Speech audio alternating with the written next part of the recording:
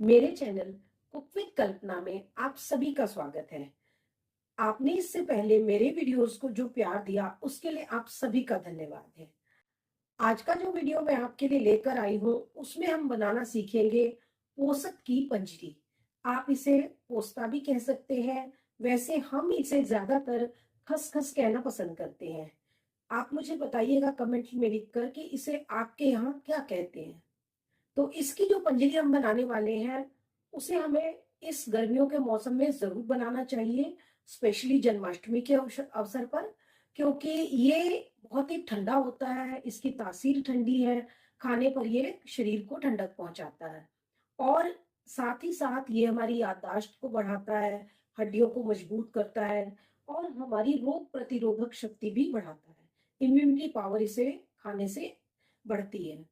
तो आइए शुरू करते हैं आज का वीडियो और देखते हैं कि इसे कैसे बना सकते हैं। इसे बनाने में बहुत ज्यादा समय नहीं लगता, बहुत जल्दी बनकर तैयार होती है और इसका स्वाद बड़ा ही लाजवाब होता है। मैं आशा करती हूँ आपको ये वीडियो भी जरूर पसंद आएगा। तो आइए शुरू करते हैं आज का वीडियो। पोसत या पोस्ता की ये पंजरी बनाने के लिए हमने 1 कटोरी पोसत लिया है। कई लोग इसे खसखस भी कहते हैं, कई इसे पोस्ता भी कहते हैं। तो इसे हमने एक कढ़ाई में डाल लिया है और अब हम इसे ड्राई रोस्ट कर लेंगे। हमें इसमें घी बिल्कुल भी नहीं डालना है, बस ऐसे ही इसे रोस्ट करना है। जैसे ये रोस्ट हो जाएगा तो इसमें से भीनी भीनी खुशबू आने लगेगी और आपको समझ आ जाएगा कि अब ये भुन चुका है और इसका कलर भी थोड़ा ज़्यादा सफ़ेद हो जाएगा। बस आप इसे ख़रीदते समय इस बात का ध्यान रखें कि इसके अंदर कोई कंकर ना हो या किरकिरा ना हो, नहीं तो आपकी पंजरी का सारा स्वाद खराब हो जाएगा। तो उस केस में आपको इसे पानी में डालकर भिगोना है 2 मिनट के लिए और जितना भी पोषक है वो ऊपर तैर जाएगा और जो कंकर होंगे, पत्थर होंगे, वो नीचे बैठ जाएंगे। तब आप इसे ऊपर ऊपर से छान लें और इसे 10 मिनट के लिए हवा में रख दें, पंखे के नीचे किसी प्लेट में फैलाकर। बस उसके बाद आप इसे ड्राई रोस्ट कर लें। अब ये भुनकर तैयार हो गया है तो अब हम इसे एक थाली में निकाल देंगे और इसे थोड़ी देर के लिए ठंडा होने देंगे। अब हम इसी कढ़ाई में 250 ग्राम मावा डाल रहे हैं, खोया। और ये खोया हमने मार्केट से ही लिया है। तो इसे हमें गरम करना है, थोड़ी देर भूनना है, क्योंकि जो खोया हम मार्केट से मंगाते हैं उसमें थोड़ा सा अभी दूध बाकी होता है और गरम करने से ये देखना आप एकदम गीला हो जाएगा। तो इसे हमें सुखाना ज़रूरी है, भूनना ज़रूरी है। अगर यही खोया हमने घर पर बनाया होता तो हमें इसे भूनने की ज़रूरत नहीं पड़ती, क्योंकि उसे हम पहली बार में ही पूरा तैयार करते हैं। तो इसको आप भून लीजिए। इस काम में लगभग मुझे 5 मिनट लगे थे और खसखस को तो मैंने 2 से 3 मिनट में ही भून लिया था, लेकिन इसमें करीब 5 मिनट लगेंगे। ये जो खसखस की पंजरी है ये हमें ज़रूर खानी चाहिए, क्योंकि ये हमारे लिए बहुत ही फ़ायदेमंद है।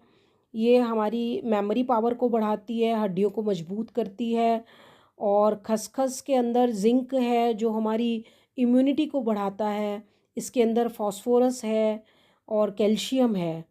ये हमारी डाइजेशन को भी बहुत अच्छा इम्प्रूव करता है, इसलिए इस मौसम में खसखस खाया जाता है। वैसे तो पूरी गर्मी ही हम खसखस का शरबत या खसखस की कोई ना कोई ड्रिंक बनाकर पीते हैं, लेकिन इस मौसम में भी हमें खसखस खाना चाहिए। मुझे आश्चर्य होता है ये देखकर कि हमारे भारतीय त्योहारों में खाई जाने वाली चीज़ें भी कितनी साइंटिफिक हैं। उनके पीछे कोई ना कोई रीज़न ज़रूर है। इस गर्मी के मौसम में खसखस हमें बहुत राहत देता है, इसीलिए इसे इन दिनों खाया जाता है। बस अब कुछ ही देर में ये खोया भुनकर तैयार हो जाएगा। ये देखिए, ये थोड़ा टाइट होने लगा है। भुने हुए खोए की ख़ास पहचान ये है कि जैसे-जैसे ये भुनेगा तो ये कढ़ाई को अपने आप ही छोड़ना शुरू कर देगा और एकदम इकट्ठा हो जाएगा एक ही जगह पर। ये देखिए, ये कैसे कढ़ाई को छोड़ने लगा है और बस आप इसे थोड़ी देर के लिए और भून लें, अभी इसमें थोड़ा-सा और टाइम लगेगा। अब ये देखिए, खोया रोस्ट करते करते हमें 5 मिनट हो गए हैं लगभग और ये बिल्कुल तले को छोड़ने लगा है और हार्ड होने लगा है। अभी हम इसे थोड़ा सा और चलाएंगे और उसके बाद इसे एक प्लेट में अलग से निकाल देंगे और ठंडा होने के लिए रख देंगे। अभी भी ये थोड़ा पतला है, हमें थोड़ा और इसको टाइट करना है। इस पंजरी की ख़ास बात यह है कि इसे जन्माष्टमी पर ही बनाया जाता है, और वैसे तो इसे आप कभी भी बना सकते हैं पर सर्दियों में नहीं। और दूसरी ये कि इसमें घी का इस्तेमाल बिल्कुल नहीं होता है। इसमें हमने जो खसखस रोस्ट किया वो भी ड्राई था, और जो हम खोया रोस्ट कर रहे हैं ये भी ड्राई है, और इसके बाद जो मखाने हम रोस्ट करेंगे वो भी बिल्कुल ड्राई है। इसमें हमने मखाने क्यों डाले हैं उसका रीज़न भी मैं आपको बताऊंगी अभी। जो खोया लगातार चम्मच पर ही चिपका हुआ था, मैं उसे थोड़ा उतार कर अलग कर रही हूँ और उसे भी बीच में डाल दूँगी, जिससे कि वो भी बराबर भुन सके। और अभी हम इसे थोड़ा और भून लेंगे, थोड़ा और टाइट करना है अभी हमें इसे। बस अब ये बिल्कुल तैयार है। अब हम इसे एक प्लेट में निकाल देंगे, और ठंडा होने के बाद ये और टाइट हो जाएगा। इसके बाद हम फिर से कढ़ाई रखेंगे और उसमें डालेंगे मखाने। मैंने लगभग 1 कटोरी के आसपास मखाने ले लिए हैं। तो ये मखाने भी हमें ड्राई रोस्ट करने हैं, और इसे डालने का रीज़न ये है कि हमें खसखस को अभी मिक्सी के जार में डालकर पीसना है। खसखस के दाने बहुत बारीक होने की वजह से वो पिस नहीं पाते हैं।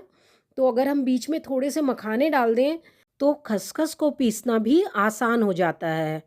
तो ये एक बहुत ही अच्छी ट्रिक है खसखस को पीसने की। ये देखिए, बस ये ड्राई रोस्ट हो गए हैं। इनमें हमें बहुत ज़्यादा देर नहीं लगती।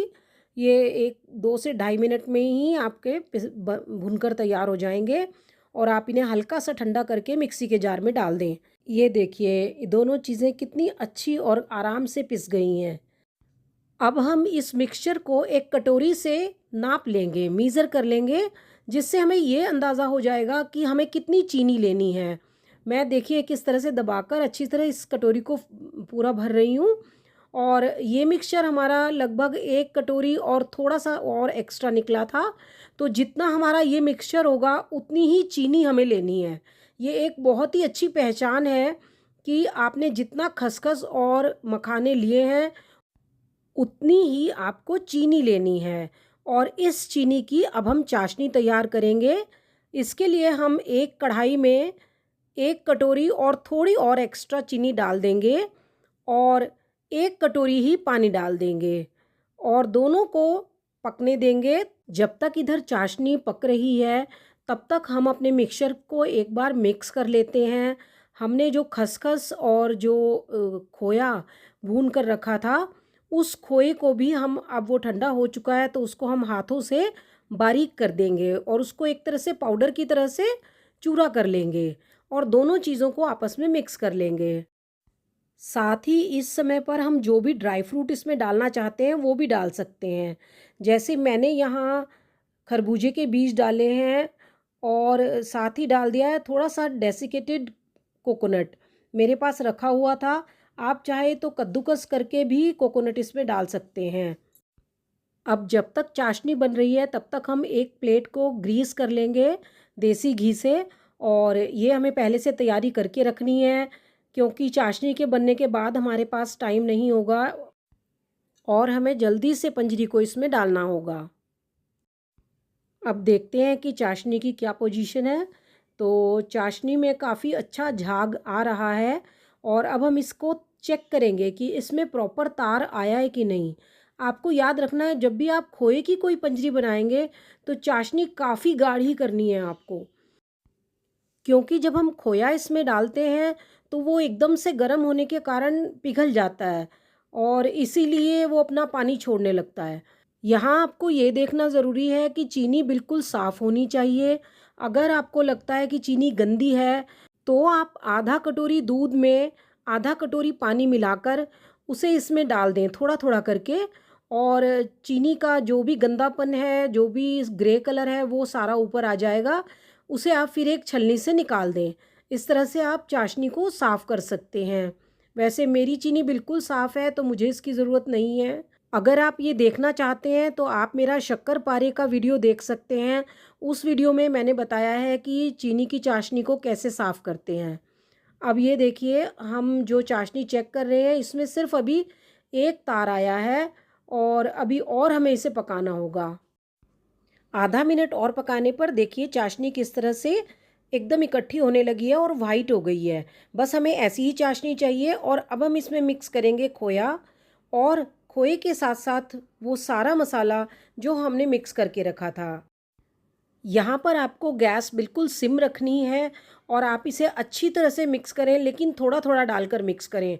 और यहाँ आपको बहुत स्पीड दिखानी है, जल्दी जल्दी काम करना है, नहीं तो ये गैस के ऊपर रखे रखे ही जम सकता है।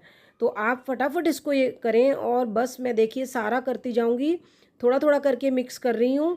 और मिक्स होने के बाद हम इसे जल्दी से प्लेट में डाल देंगे और प्लेट को थोड़ा सा पटक देंगे तो ये एकदम से तैयार हो जाएगी।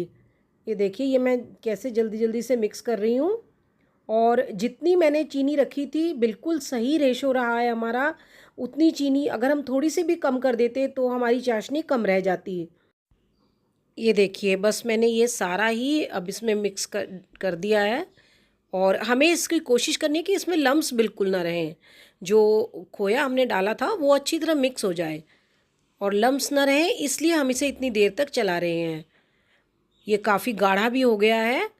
बस अब हम गैस को बंद कर देंगे और इसे जल्दी से थाली में ट्रांसफ़र करेंगे, जिस थाली में हमें इसको ठंडा होने के लिए रखना है। ये चीज़ें थोड़ी मीठी ज़रूर बनती हैं, लेकिन थोड़ा बहुत मीठा तो त्योहारों पर चलता ही है। हमने यहाँ 2 छोटे साइज़ की थालियाँ ग्रीस करके रखी थी, लेकिन हमारी सारी जो पंजरी है वो एक ही थाली में आ गई है, क्योंकि इसे हम बहुत पतला नहीं फैलाते हैं, थोड़ा मोटा ही रखते हैं। आप चाहे तो पीसेस छोटे काट सकते हैं, लेकिन इसको थोड़ा मोटा रखें, ये अदरवाइज़ ये थोड़ा टूटती है ज़्यादा। अब बस हम इसे जल्दी से पटक देंगे और थोड़ा सा थपथपाने से ये अच्छी तरह सेट हो जाएगी। और इसके ऊपर थोड़े से ड्राई फ्रूट्स और डाल देंगे।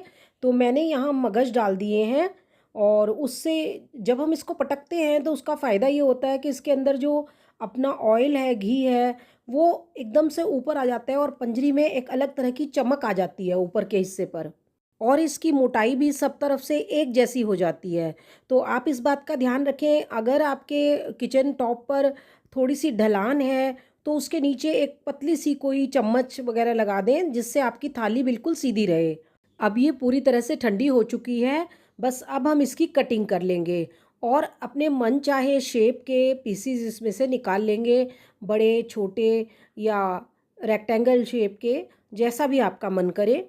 अगर आपने ये वीडियो यहाँ तक देख ही लिया है तो इसका ये मतलब है कि आपको मेरे वीडियोस पसंद आ रहे हैं। आपको मेरे वीडियोस पसंद आ रहे हैं तो प्लीज़ मेरे चैनल को सब्सक्राइब ज़रूर कर लें। और इसमें आपका कोई भी नुकसान नहीं है, आपको कोई पैसा नहीं देना पड़ता है, लेकिन इससे मुझे सपोर्ट मिलती है और आगे के लिए मैं वीडियो बना पाती हूँ। बस इस तरह से चाकू की हेल्प से आप इसके पीसेस निकाल लें और थोड़ी देर के लिए इसे और ठंडा होने दें, क्योंकि जो नीचे से इसकी परत है वो अभी भी थोड़ी गर्म निकलेगी। तो जब ये पूरी तरह से ठंडी हो जाए तब आप इसको डिब्बे में भर कर रख सकते हैं और ये काफ़ी दिनों तक ख़राब नहीं होगी। अगर आपको बाई चांस कभी ऐसा होता है कि देर हो जाए इसको काटने में या थाली से निकालने में, तो कई बार होता है कि ये नीचे से जम जाती है, इसके अंदर जो घी था वो जम जाता है। तो इस ऐसे केस में आप इसको एक बार हल्का सा गैस के ऊपर रखकर एक बार हल्का सा घुमा देंगे तो बस वो थाली नीचे से हल्की सी गर्म हो जाएगी और आपके पीसेस फिर बड़ी आसानी से निकल आएंगे। ये एक बड़ी अच्छी ट्रिक है जो आपको याद रखनी चाहिए। ये पंजरी बहुत ही स्वादिष्ट होती है, सेहतमंद